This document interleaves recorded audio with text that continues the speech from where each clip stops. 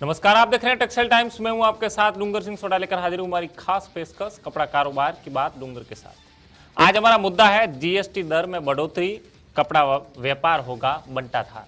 इस पूरे मुद्दे को लेकर आज हमारे साथ में टेक्सटाइल युवा ब्रिगेड के संस्थापक गजेंद्र सिंह जी राउटी आज हमारे साथ में। गजेंद्र सिंह जी, पहले आपका बहुत बहुत स्वागत हमारे खास कार्यक्रम जी।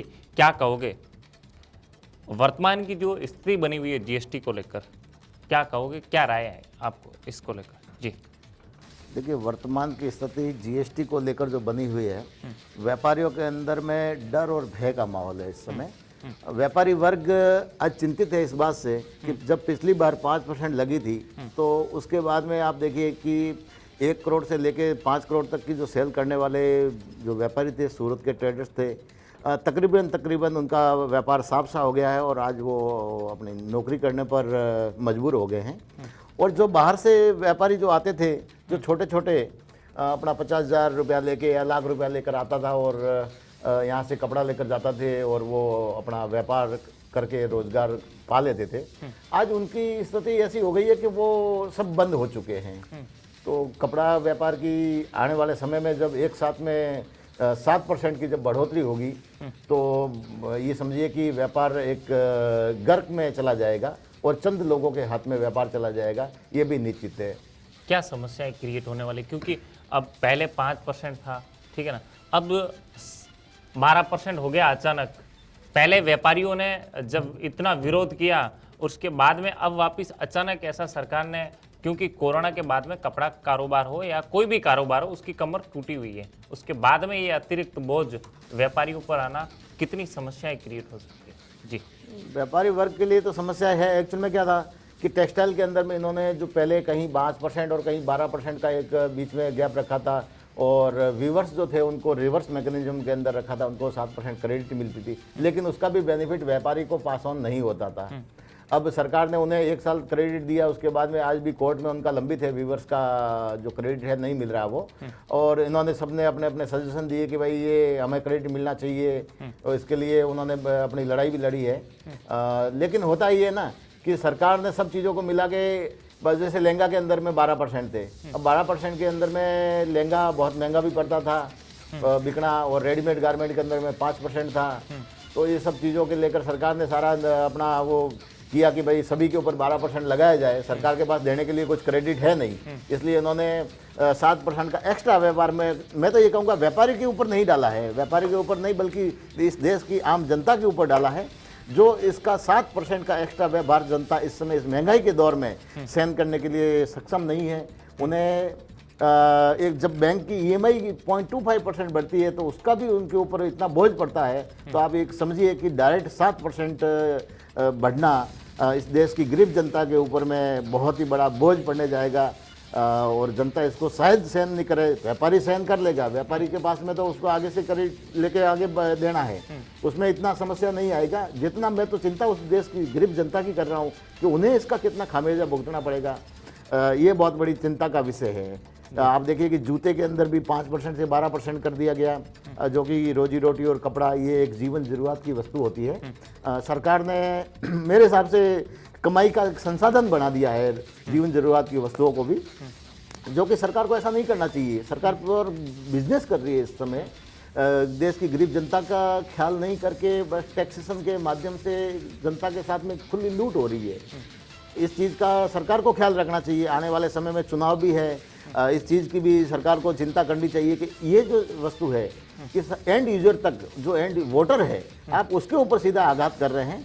सरकार को इस बात का ख्याल रखना चाहिए कि जीएसटी की दर ना बढ़ाए, इसको यथावत रखा जाए ताकि टेक्सटाइल का बिजनेस और व्यापार रोजगार पाने वाले भी इससे प्रभावित ना हो और एक एंड यूजर गरीब जनता के ऊपर भी इसका एक्स्ट्रा व्यय भार न पड़े। जी गजेंद्र सिंह, एक चीज़ है कि कोरोना के बाद में जो सिचुएशन थी जिससे हम बाहर निकले हैं, उसके बाद में अचानक ये बढ़ोतरी सही है क्या? ये बढ़ोतरी बिल्कुल ही गलत है, मैं तो कहूँगा।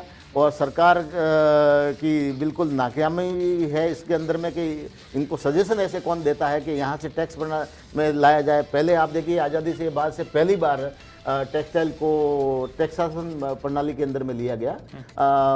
ठीक है, उस समय विरोध भी किया बहुत कुछ, लेकिन जनता सरकार ने नहीं सुनी, लगा दिया। तो 5% से ज़्यादा टेक्सटाइल के अंदर में इतना नहीं है कि इनको लगाना चाहिए था, और ये बिल्कुल ही उचित नहीं है कि बढ़ोतरी करना।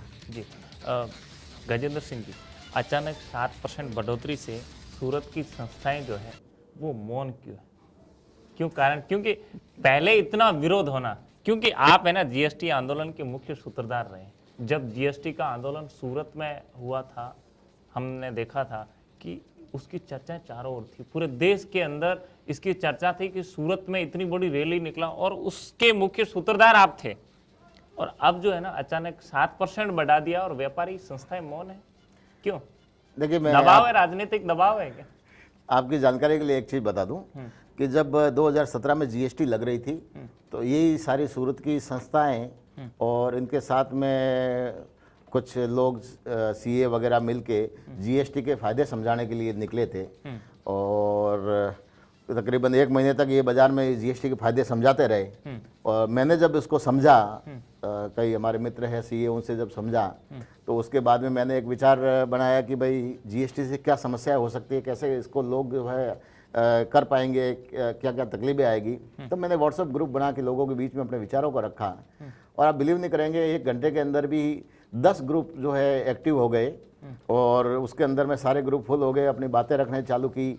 और जब हमने इस बात को आगे रख के लोगों को जोड़ा और उसकी बात को, दर्द को समझा, तब जाके सारी संस्थाएं जगी। उन्हें ये लगा कि भाई अगर हम नहीं करेंगे तो कोई और कर लेगा, कोई इसका क्रेडिट ले जाएगा। मैं आपको एक चीज़ बता दूं कि सूरत में टेक्सटाइल की जितनी भी संस्थाएं बनी हुई है, वो सिर्फ एक क्रेडिट लेने के लिए बनी है, न कि प्योर किसी भी व्यापारी हित की लड़ाई लड़ने में सक्षम नहीं है।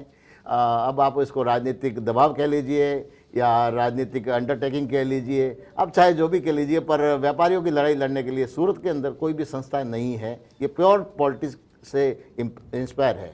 गजेंद्र सिंह, आप भी व्यापारी हैं और पिछले जीएसटी आंदोलन के सूत्रधार आप, और टेक्सटाइल युवा ब्रिगेड के संस्थापक, ठीक है ना।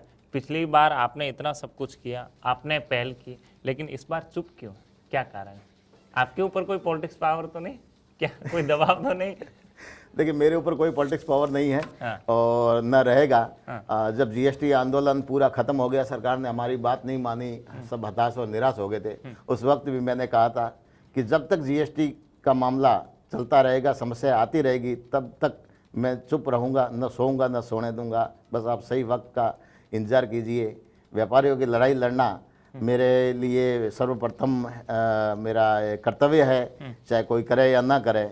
मैं व्यापारियों के लिए ज़रूर लड़ूंगा, और सही वक्त पे आपको इसका जवाब भी मिलेगा। जी, क्या कहोगे गजेंद्र सिंह जी, हमारे टेक्सटाइल टाइम्स के माध्यम से क्या संदेश देना चाहोगे? क्योंकि अतिरिक्त बोझ इस कोरोना के बाद में व्यापारियों के ऊपर पड़ा है, और इसको लेकर टेक्सटाइल टाइम्स के माध्यम से क्या संदेश देना चाहोगे व्यापारियों को, तमाम देश के उन व्यापारियों को जो आपको सुन पा रहे हैं हमारे माध्यम से? जी, मैं तो एक ही बात कहूँगा मेरे सभी व्यापारी भाइयों से, पूरे भारतवर्ष के व्यापारियों से, और ख़ासकर सूरत के मेरे व्यापारी भाइयों से, कि अधिकार जो है मांगने से नहीं मिलते हैं, अधिकार छीनने पड़ते हैं।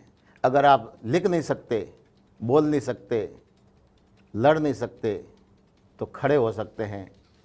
और आज के इस युग में जब हम इस भारत जैसे लोकतांत्रिक देश में रहते हैं, तो हमें जो लोकतांत्रिक अधिकार मिला है, जब तक आप अपना मताधिकार नहीं बदलेंगे, तब तक आपकी बात को नहीं सुना जाएगी। इसलिए हमें अपने मत को बदलकर किसी भी सरकार से हम अपना अधिकार पा सकते हैं। इससे ज़्यादा मैं कुछ नहीं कहूँगा। आने वाले समय में सबका परीक्षा आने वाली है, जिसे हम लोकतंत्र का पर्व भी कहते हैं। बस उसी का आप उपयोग करें। धन्यवाद। चलो, बहुत बहुत धन्यवाद। तो ये थे गजेंद्र सिंह जी रावटी, जिन्होंने साफ तौर पे संदेश दिया कि आने वाला जो समय है उसमें आप अपने अधिकार को मांगोगे तो नहीं मिलेगा, आपको छीनना पड़ेगा। तभी आप ऐसे बार बार जो समस्याएं क्रिएट हो रही है व्यापार को लेकर, उससे आप जीत पाओगे। आज की इस खास रिपोर्ट में इतना ही। आप देखते रहिए टेक्सटाइल टाइम्स। नमस्कार।